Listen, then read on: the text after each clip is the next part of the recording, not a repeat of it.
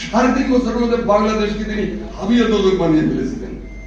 27,000 রাজনৈতিক নেতা কর্মী হত্যা হয়েছে, কোনটার কোনো বিচার হয়নি।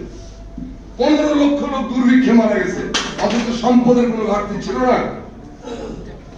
তারপরে তিনি যেটা করলেন সেটা তো আর তার যাচার রাস্তা ছিল না। তিনি 4র্থ সংশোধনী করে সমস্ত রাজনৈতিক দল ব্যান করলেন, সংবাদপত্র নিষিদ্ধ করে দিলেন। তার কি আর কোনো ওয়ে ছিল শেখ মুজিবকে উৎখাত করার? কোন রকম গণতান্ত্রিক কোন প্রসেস ছিল? সব স্তব্ধ করে দেওয়া হয়েছিল। বেদনা বিধিউর একটা ঘটনা ঘটে গেল। এইবারের বিপ্লবে একটা পার্থক্য আমি লক্ষ্য করতেছি, সেটা হলো যে ছাত্ররা কাউকে বিশ্বাস করে তার কাছে সব তুলে দিতে পারে ফিরে যায়নি, যেটা আমরা করেছিলাম 71 সালের পরে। ফলে আমি ছাত্রদের কাছে আশাবাদী। কিন্তু আমাদের 2 ঘন্টা লাগলো মুগদার থেকে এখানে আসতে, এই ব্যাপারটা একটু সমাধান করেন। এটাও তো রাষ্ট্র সংস্কারের অংশ।